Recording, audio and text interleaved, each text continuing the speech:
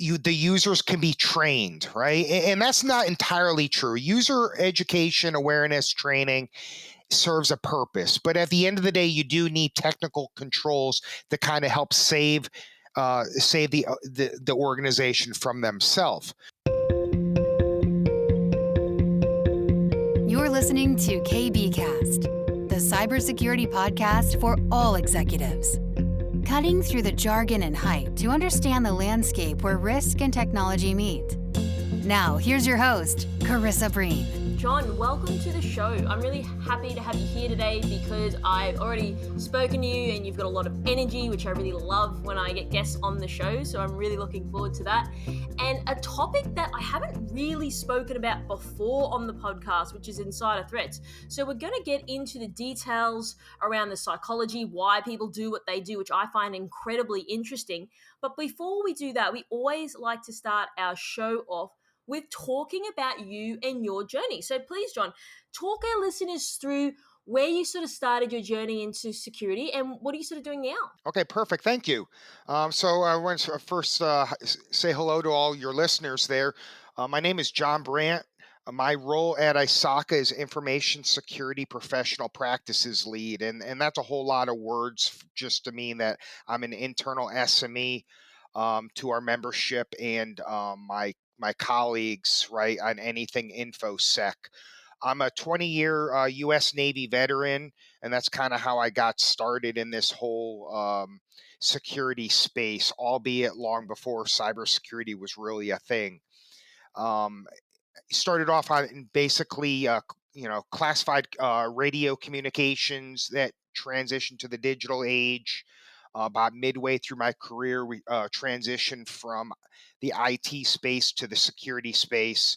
And that just kind of set my journey up in a lot of different regards since then. I retired from the Navy in 2012, did a project manager job for critical infrastructure across the globe for a year, and then this opportunity at ISACA presented itself, and I've been here 7 years now. Wow. You know, it's interesting. I've actually had a fair few people on the show that are ex-military, ex-Navy or, Army. And I always like to ask the question, what was your experience like transitioning in terms of your knowledge from the military into more of the private sector? Would you say that there's still a lot of learning to be done in your experience? I think that's a fair assessment. Personally, my journey was rough, more personally than professionally. And I think that there's when you go from a national security type mindset, regardless of what government or country you live in, you have to think broader. You need to think bigger, and oftentimes that's where some of my former brothers and sisters in arms where they struggle. So, from a knowledge and experience, I think a lot of things. Military is a very good feeder into cybersecurity across the globe, regardless of whether you're just a U.S. or you go to work for a global company. And there's a lot of value there. With this particular topic today, right? For those of us who served in the intelligence community and had security clearances and whatnot, all of this stuff is kind of second nature, right? When you think about insider threats and threat mitigation and whatnot. That leads me to my next question, because I was just going to say, do you believe from your experience working, in what you were doing before, national security has really helped sort of shaped your thinking around insider threats? Because you've probably seen a lot more stuff in how people are than perhaps someone who's just wholly and solely, like, I don't know, worked in the banking and finance space, so to speak. I would say absolutely. I think for me, right, been forever the skeptic, and you always. The unfortunate thing is when you're talking about protecting, any country's, uh, national security information or whatnot. There's a lot of safeguards in place, and you learn to kind of question more than your corporate counterparts. And it really kind of boiled down to a philosophy, right? In the military, in this kind of the mindset which transitioned into how they did IT corporate America has largely been wide open, right? And then with kind of like a blacklist model, whereas within the government space, we operated, conversely, where it was you only allowed the things that were absolutely necessary to do your job. Yeah, wow. So that's interesting because I totally agree with you and your thoughts. I'm actually reading a book at the moment, and it's called The Key Man.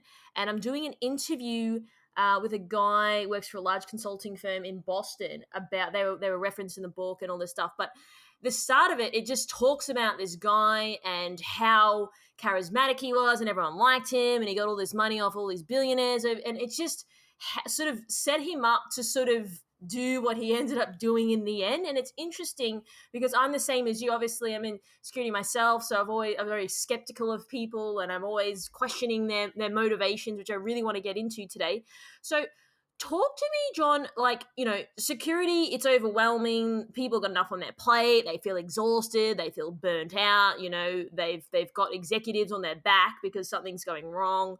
And then on top of that, they have to then worry about their internal team, their insider threats. So that really does add an additional layer of complexity to security. So talk to me about your thoughts around this, because this sort of popped up a few years ago in terms of it being quite ubiquitously spoken in the market. And then I haven't heard of it much being spoken about lately because other things have popped up, probably because of COVID and a few other things. But I'm keen to sort of explore like your thoughts, what you sort of seen in your time. So I think that this is kind of a good tie-in. Just if we pause for a second and consider why all of a sudden, a philosophy such as zero trust is gaining momentum, right? And it's not that it's earth-shattering by any stretch of the imagination.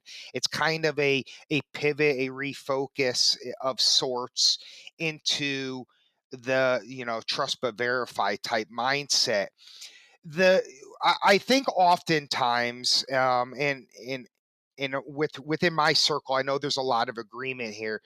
First and foremost, security is not easy, and I think that that needs to always remain first and foremost. Is nothing about what we do is easy, especially when you start talking about human behavior and whatnot. Um, the other aspect of this is that oftentimes, and again, this is one guy's perspective here, is I think largely our industry has done themselves a disservice and kind of reinventing the wheel in some regards. And by that I say physical loss prevention is nothing new, and has long existed in just about every vertical that we find ourselves in as technology professionals. So everything from retail to banking or whatnot, that craft, if you will, under the physical security realm is pretty mature, and it's nothing new. And I think that there's a lot of lessons to be gained there, and why I think that truly the most successful organizations out there are the ones that are kind of trying to approach this both from a technological as well as a human um aspect. So that's interesting you speak around a disservice. Now, just can you elaborate a little bit more? Like you sort of did touch on something there, but do you think that people are sort of just creating products for the sake of creating products? Because obviously security is not easy. It's a big problem. It's not one size fits all. It's not a silver bullet to solve all of the problems that we have. So do you think people are sort of just trying to come up with stuff, but then it doesn't do anything in the long run? Or like, what is that what you mean by that comment?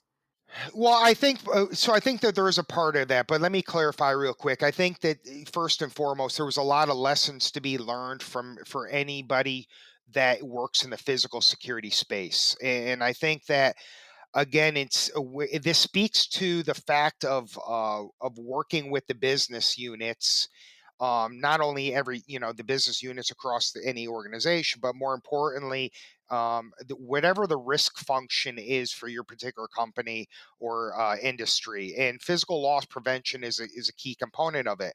Uh, However, alongside of that, I do believe that there are a lot of products that have historically been pitched to companies that have under-delivered is probably the most politically correct way of saying it. And oftentimes when we look at the cost to implement a security solution, up until recently, the things that I had heard from a lot of folks was, well, once my company made an investment, they were they were very hesitant to walk away from that solution. And I think that that speaks more keenly to the fact of sometimes these security solutions may have been purchased without really defining what it is you were trying to do, or um, not understanding the product enough and kind of just going with a reputable vendor just because somebody you had worked with in the past had something and it worked, but it just your particular environment where you are today, it was not really the best solution, if that makes sense. Yeah, got you. Okay. I guess people are creatures of habit. People fall back on people they know or companies they know.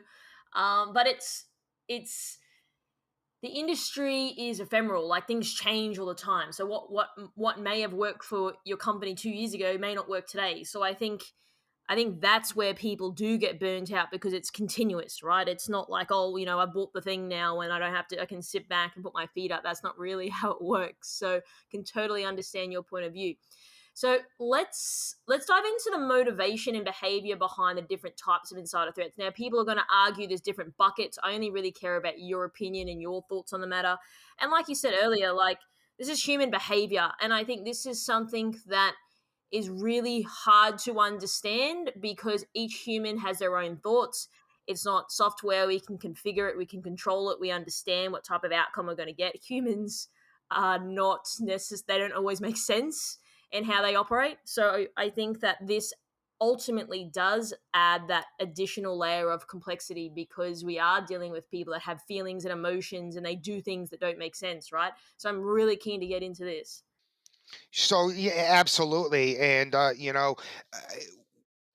if you go read four different articles on insider threats, you're going to get four different articles or opinions on how to categorize them.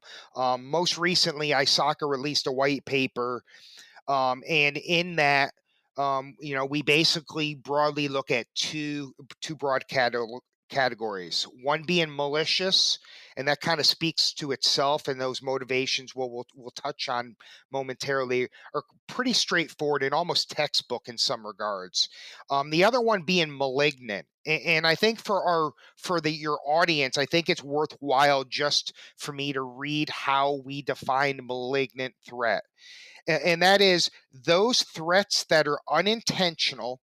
There's no motive, good or bad, for causing the losses associated with these malignant threats. And when we look at that, right, it kind of captures the accidental, the negligent. Um, it could be the possibly opportunistic, although that kind of straddles the line there. Um, this is the one largely, if you ask me, right? This is the one that companies do not give enough credit towards, and there's not enough emphasis. And when you look at why a philosophy like zero trust has gained such widespread adoption in favor of late, it's because it's forcing enterprises, done right, to basically go back to basics and look at two main components, and that's need to know and least privilege. And the undoubtedly, the longer anybody has been in a company, they most likely had changed positions. And they just kind of collate permissions and accesses, and oftentimes there's no validation, like every year, just to kind of go back to business units. Hey, listen, double check, you know, who all has access to your data, because if that was done, you're largely mitigating a large risk there. Um, most people that I've heard speaking about insider threats as well. There's this belief that um, the users can be trained, right? And that's not entirely true. User education, awareness, training serves a purpose, but at the end of the day, you do need technical controls that kind of help save the organization from themselves. Um, so if we go back to basics and we question what every permission is that somebody has, what kinds of data they have access to, you're basically minimizing your risk exposure at the lowest level. Do you think when executives think of insider threats or when someone raises that point, their mind automatically goes like it's bad, like all these people are they're bad? And do you think that's sort of the first thing that comes up in their mind, which isn't necessarily the case? We can't paint everyone with the same brush. Ultimately, yes, there are people who are doing the wrong thing and their intention is bad. But do you think that because of that, it's almost engendered this scarcity into people and then it gives them like more anxiety thinking that everyone in their team is bad? Well, so this is a great question, and I think it speaks to the fact of you have to communicate what it is, why we're concerned. And I think this is where security professionals and executive leadership, where I believe that a little bit more work can be done is when we do security awareness training, I don't think the why we care or why it matters is always adequately conveyed to the average employee, because it's not that you don't trust your employees necessarily, right? But because it's almost this belief is if you are actively trying to monitor and mitigate the insider threat, that you somehow don't trust your employees. And I don't think that's a fair assessment. I think that there's a component of that, to like what you said, but there's things that that are not new. Shadow IT, right, is a good example of this. Is that when employees are looking for efficiencies, they need to have a way to approach the company and look for, hey, listen, I'm looking at this particular software, or I'm looking at this way of doing things.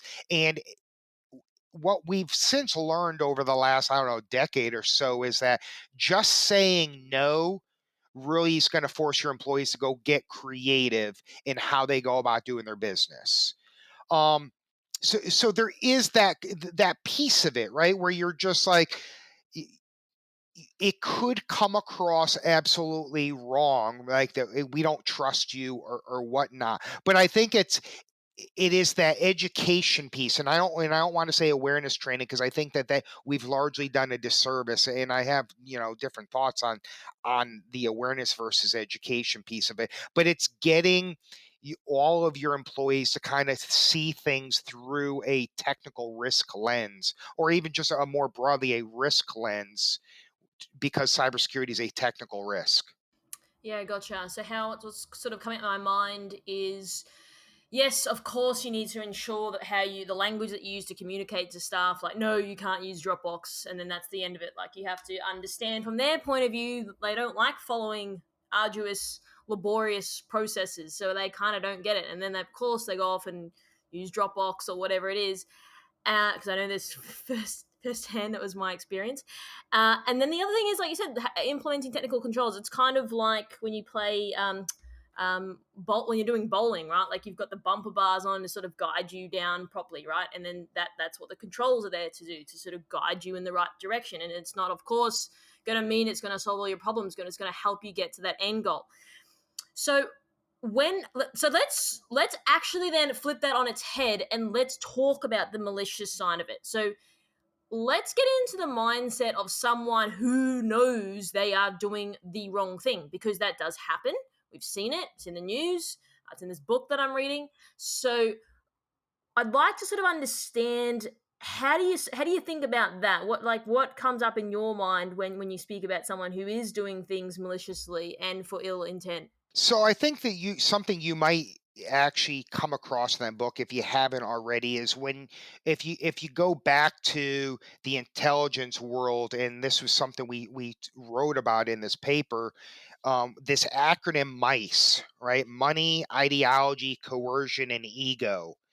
And largely, m- all your malicious events are gonna can be somehow tied to one of those four areas. Now, there's this concept that was we spoke to, and it's out there where they talk about this. It's called the significant emotional event, and it's something that came out of Carnegie Mellon University. And oftentimes there's a trigger, and and I think this is where enterprises, and I know, like, from my former world, with the security clearance and having to go through polygraphs, like, the thought is like polygraphers are going to find the next major spy, and the reality is it, if you have access to the data or whatnot, on the reporting on it, that often doesn't come about, because they're periodic. And a polygraph, right, is kind of like your periodic risk assessment. So what's happening though on the other 364 and a half days a year? And that's where these things come into play. So if we look at like significant events, and this is why there's some support to do financial disclosures and different kinds of monitoring of your, especially your privileged users with the company. But I think anymore, I'm not convinced that that's really appropriate anymore. And every country, this is really it's a regional consideration as well as a corporate and industry thing, because there is no one size fits all. Um, if you work in in a large global bank, obviously your risk could be a little higher than it would be if you were small to medium business that's just doing like homemade goods or something to that extent. Um, but looking at those triggers, and and money historically, if you read the novels that are out there, and and these grand visions of being um in- the cloak and dagger type thing. And there's a story, right, that broke here in the United States about this couple, right, that allegedly have allegedly released some nuclear submarine information, I believe it is. um those just aren't prominent. Like, they obviously get the headlines. It becomes a big story, and people will rally behind it. But that's an these are largely isolated type incidents. Where I think they're useful, though, even to corporate America, is when you don't properly address them. And by that I mean, like, the penalty does not really deter somebody from doing the bad thing. I think that it has a likelihood of increasing the frequency. And we see this kind of happening with ransomware, right, where most law enforcement and governments are going to tell you, don't pay a ransom, it's bad. um, Business owners typically do, right, because they understand that how much money they're losing per minute that they're offline. But when you do pay the ransom, not only does it kind of embolden that person, but it almost makes you a target for it to happen again, because you telegraphed what you were going to do. Yeah, that's so true. And just to go back a second, you're right when it comes to ego and all of that type of stuff. Yes, absolutely. This guy completely had all of that. So totally agree with that point. Would you say it's probably going to be a hard question to answer? So you don't have to like. There's no right or wrong, but uh, so would you say most insider threats are usually senior because they're like, I'm senior, I've got the control, I've got the trust? Or looking at it from the other side, are they junior? It's like no one cares about me, no one even notices that I exist. I've been here for 10 years, no one knows my name. How what do you sort of think? Like, I mean, it's just a hypothesis, like there's no sort of guarantee, but like, you can look at it from both angles, how potentially someone could get their way with their position, looking at it from two different ends of the spectrum. I think, I'll take the cop out and say it depends.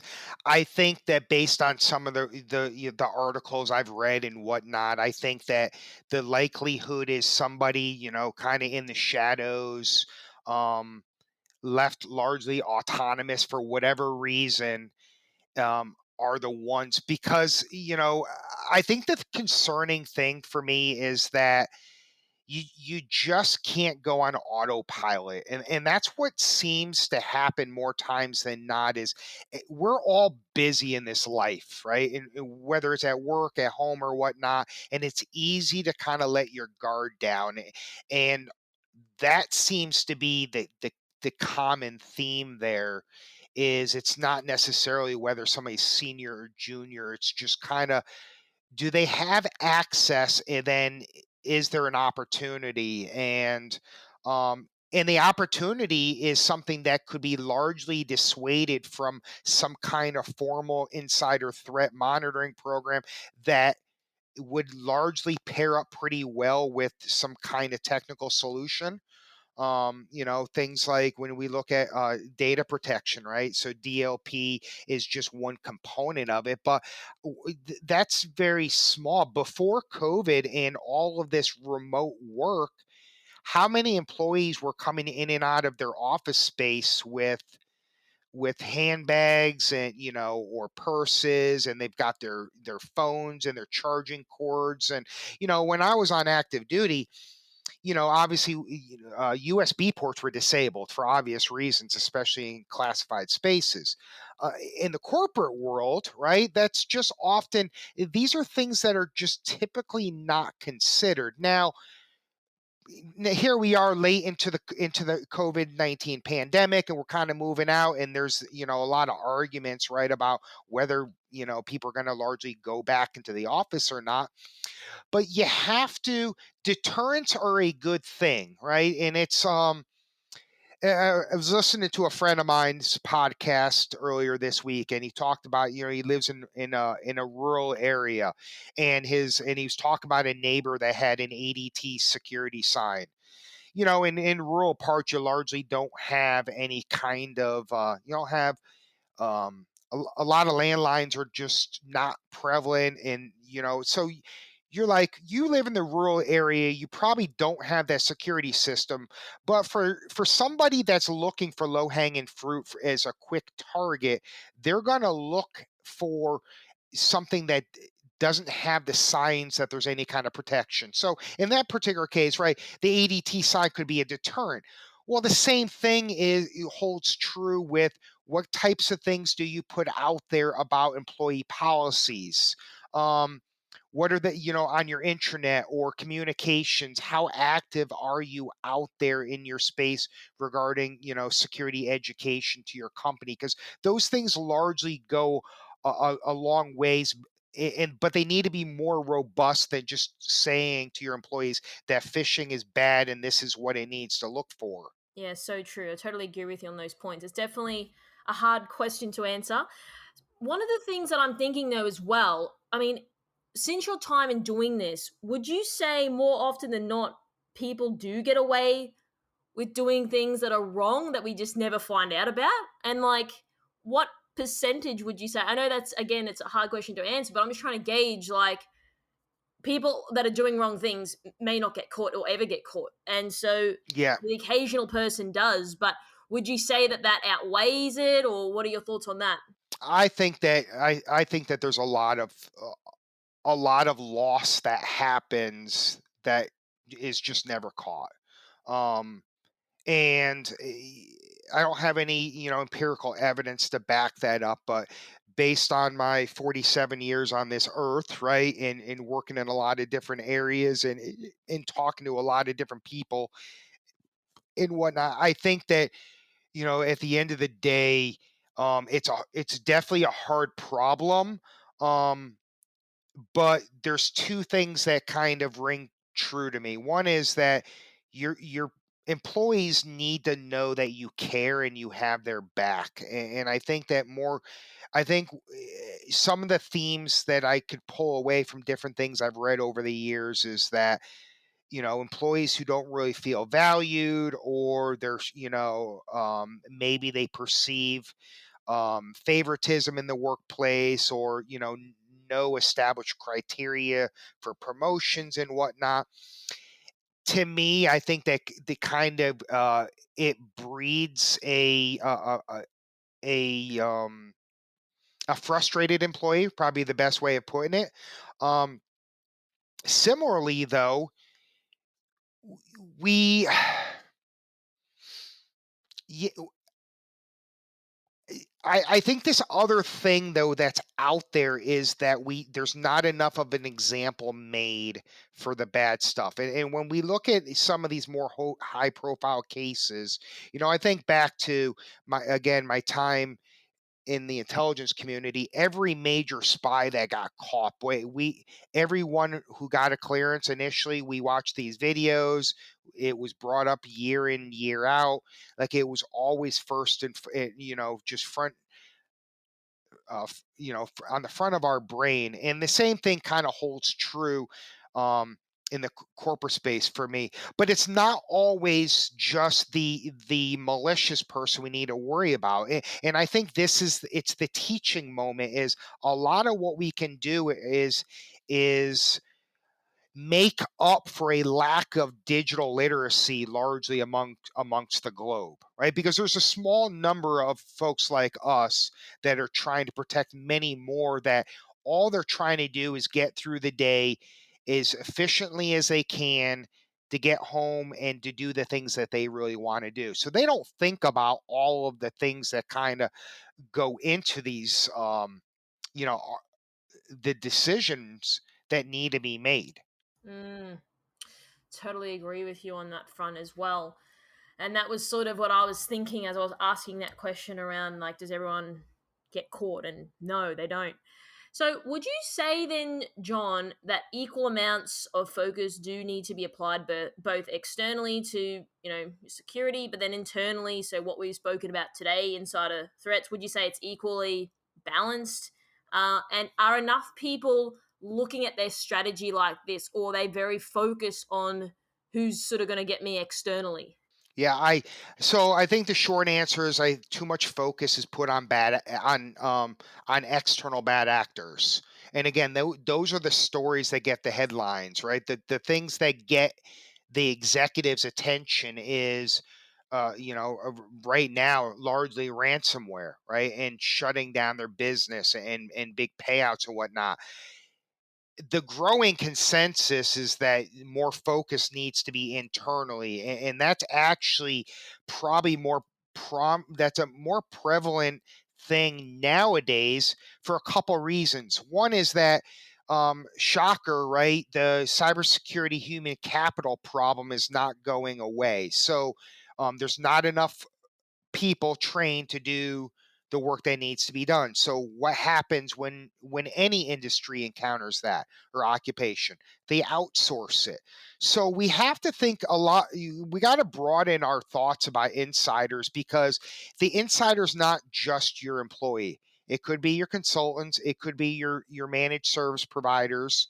It could be your trusted vendors, or what.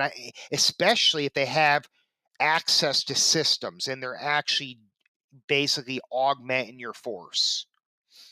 Um, Also, with that, is you got to kind of hedge your bets there. And by that, I mean is that if you were to do the simple things, do the easier things, and I use that word very loosely, right? Easy is things like, so when we talk cyber hygiene, and I'm just going to use the context of CIS controls. And so these newest controls in version 8, they took a little different approach, right? And they've got these three implementation groups. So implementation 1 are the things that span 18 different categories that they deem to be the low-hanging fruit, the things to do, regardless of how understaffed you are, whatever your budget is. Work on those, and you become a harder target. And I think that the tagline, the elevator speech for any cybersecurity professional anymore should be trying to make it more expensive for the bad guys. Good. That's a very good point. So I like your thoughts on that because it's so true, especially you speak about human capital, right? And I guess that is a growing concern that we have globally. So then if I get inside the mind of an executive, a CISO, like they have enough things to worry about. They are very stressed a lot of the times because they do have a large job. It's a hard job. They probably don't get a lot of praise. They don't get pats on the back, but as soon as something goes wrong, they're the first person out the door usually. So how do you sort of as an executive like handle the thought that perhaps one of your own could potentially turn on you and actually be a malicious threat. And I mean, it goes back to they don't have enough people as it is, and then to even think that oh well, one of the 100 people I've got potentially could be bad. Like how do you sort of handle those thoughts in terms of psychologically? So I think that this really boils down to culture. And again, I no two companies kind of view this the same, and I'm not, and again, I think we've already kind of touched on this a couple times, right? Nothing about this is easy, but you can't approach it as a zero defect mentality, in a one strike and you're out, because that's really kind of counterproductive. You're probably not going to have very many employees with that type of approach, but it's building trust and kind of raising the sea of knowledge across the board, and and we know that cybersecurity is a business enabler, right? Security in general is a business enabler.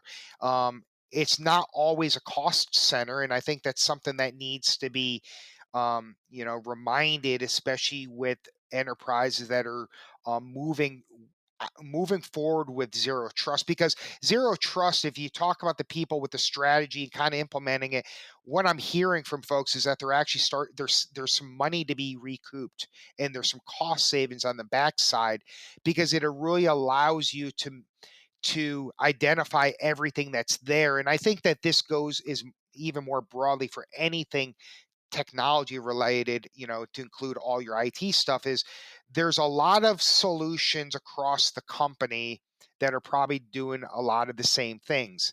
So how many different types of PDF readers and, word processing and file transfer capabilities are there? And then magnifying that across the board, because each one of those, there's a configuration management and vulnerability piece of it. And how is it that we're basically empowering your company? And again, this is when we talk about culture, I think a lot of it is giving your employees some buy-in to products too. And I know some of this could be novel for some, or others be like, well, they don't know.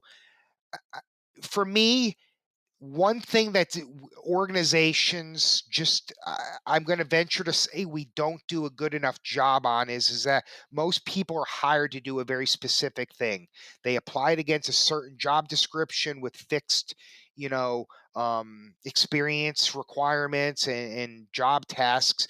But undoubtedly, you have a lot of smart people across the company that did a lot of different things. And to me, this is why you cataloging that, and that's partnering with HR. If it were me, I'm going to partner with HR, and first of all, I want to know, like, what are all the strengths and aptitudes, and interests of my employees, because something like cybersecurity, what we're seeing a growing trend on is cross training your internal staff.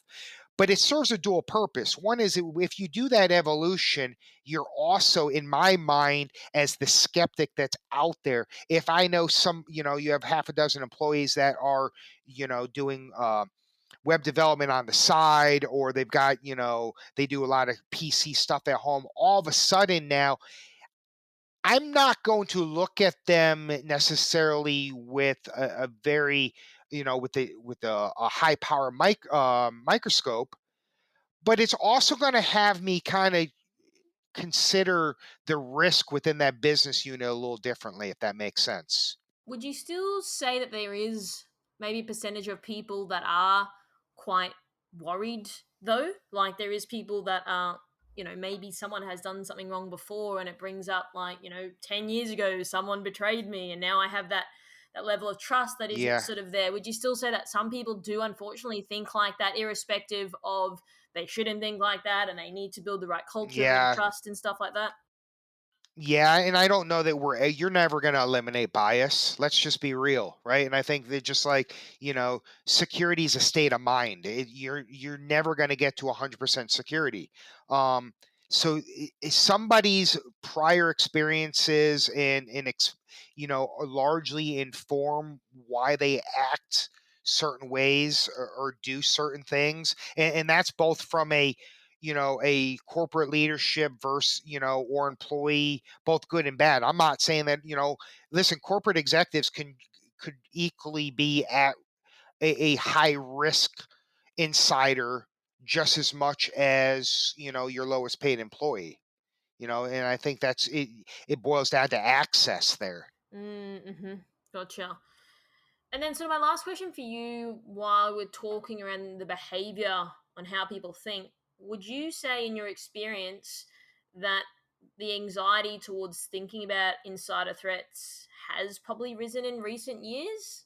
I don't think it's risen enough.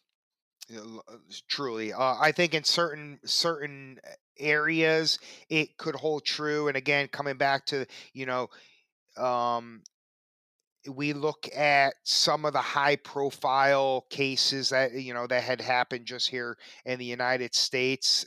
If you work as a defense contractor, supporting the US government, you're scrutinized pretty heavily these days. And so there's obviously anxiety there, but there's also a whole lot of organic employees that are there that are just as much. So again, every industry is going to kind of drive this. For me, I think these, when you look at the information sharing organizations that are out there, I think those are good starting places to kind of get a pulse of what's happening there. But largely speaking, the corporate world is just, it's high trust. And I would challenge any executive or senior manager, that listens to this podcast, have a conversation with your tech staff. Look at at SharePoint, share folders and whatnot. Look at how many people have access to different things there. Because if the anxiety was high, we would be doing a better job at only giving the permissions to the folks that what they absolutely need. And we know that that's just not happening because identity management is a huge emphasis of ZT. Yeah, that's so true. Now, we're not saying that we want you to have more anxiety because you're not thinking about this stuff enough. That's not what we're saying. Just saying that we're Right. just, perhaps, if you're not thinking about it, think about what Jon has said today, because he's raised some really good points. That's also not just focused on for malicious intent. Sometimes people do things wrong by mistake because we are humans, we make mistakes. So I think that you have really illuminated a lot of thoughts, and I think even myths that people probably have, because a lot of people do like to paint the bad always in the industry, and that's not always the case. So I really appreciate you taking your time to explain things in detail. Now, Jon, if people have a question for you that I didn't ask you today, how can they go about getting in contact with you? Okay, so what I would first encourage them to do is go to the ISACA website at isaca.org. And we have a white paper called A Holistic Approach to Mitigating Harm from Insider Threats. If that doesn't really address any of the questions, then they could actually submit a support ticket through the ISACA.org website, and our help desk can route people towards my to my inbox. I am on LinkedIn, so feel free to inbox me through that way as well. Awesome. Well, again, thanks for your time, Jon. Really appreciate it, and I can't wait to get you back on the show. Okay, thank you very much. Thanks for tuning in. We hope that you found today's episode useful and you took away a few key points. Don't forget to subscribe to our podcast to get our latest episodes. If you'd like to find out how KBI can help grow your cyber business, then please head over to kbi.digital. This podcast was brought to you by KBI.media, the voice of cyber.